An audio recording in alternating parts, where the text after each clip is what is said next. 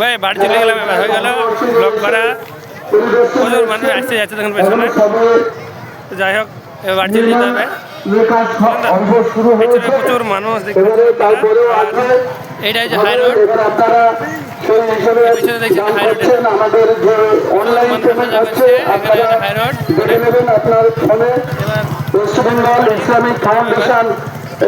এবার মানুষের প্রচুর ভিড়।